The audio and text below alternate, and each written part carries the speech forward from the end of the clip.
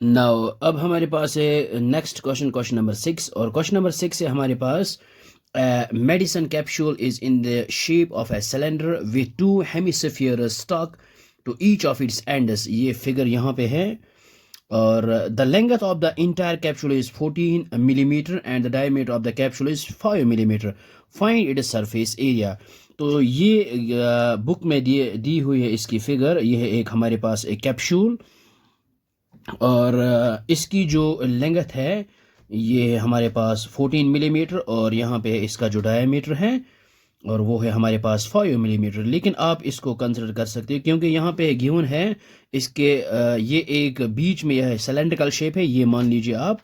और and and में to hemisphere है, एक ये है हेमिस्फीयर और सेकंड ये है। सो ये मैंने इसको कंसिडर किया है। और यहाँ पे इसकी जो ये यहाँ पे लेंथ है वो है 14 मिलीमीटर और डायमीटर है यहाँ पे 5 मिलीमीटर। और we know that radius of hemisphere जो है वो आता है हाइट ऑफ हेमिस्फीयर के इक्वल। तो यहाँ पे रेडियस जो है, रेडियस आएगा यहाँ पे 5 डिवाइड बाई 2, तो ये भी आएगा यहाँ पे 5 डिवाइड बाई 2। और लेकिन 5 divide by 2 it means that यहाँ पे है, यहाँ पे भी 5.2 5/2।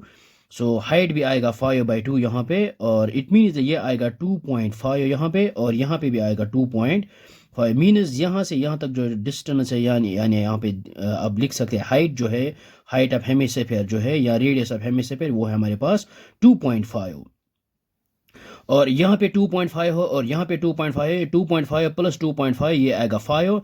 और 14 में से 5 को सब्ट्रैक्ट करेंगे, it means that height of जो सिलेंडर आएगा यहाँ पे वो आएगा 9 मिलीमीटर यहाँ पे। सो अब हम यहाँ पे इसको लिख सकते हैं।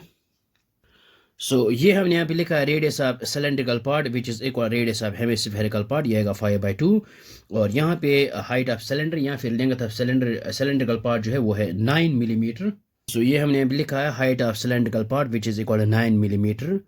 और इसके बाद हमने यहाँ पे क्या फाइंड आउट करना है, हमने यहाँ पे क्या फाइंड आउट करना है, सरफेस एरिया। इस ये जो कैप्सूल है इसका सरफेस एरिया हमने यहाँ पे फाइंड आउट करना है। सो ये आएगा सरफेस एरिया ऑफ कैप्सूल, हमारे पास आएगा एक curved surface of cylindrical part plus ये एक स्फीयर ऊपर है एक नीचे है, तो 2 times curved surface area of hemispherical part. इसको हम यहाँ पे लिख सकते हैं। सो ये हमने यहाँ पे लिखा है surface area of capsule which is equal 2 times curved surface area of hemispherical part plus curved surface area of cylindrical part, या फिर सिलेंडर लिख सकते हैं। सो ये आएगा 2 एज इट इज। और we know that curved surface area of hemisphere ये आएगा 2πr² plus curved surface area of cylinder ये हमारे पास आता है 2πrh। सो ये आएगा हमारे पास यहाँ पे 2πr जो है ये हम बाहर निकालते हैं, 2πr ये कॉमन है, तो यहाँ पे आएगा एक 2r और प्लस आएगा ये 2πr को हमने बाहर निकाला है, यहाँ पे आएगा h। So which is equal यहाँ पे 2 एज इट इज़ और पाई भी एज इट इज़, और r की जगह यहाँ पे पुट करेंगे 5/2। सो ये आएगा 5/2 इंटू 2 इंटू r की जगह 5/2 plus h height of cylinder वो है 9 मिलीमीटर।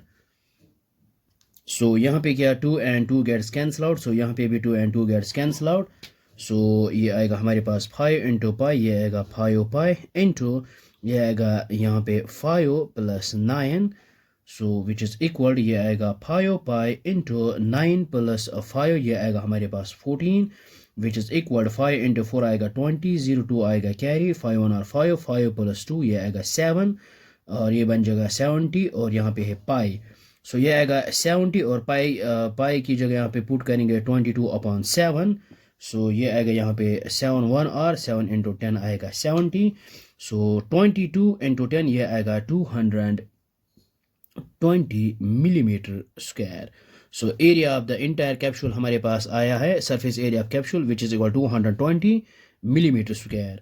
सो आई होप आपको ये समझ में आया होगा, ये बहुत ही आसान है। So thanks for watching this video.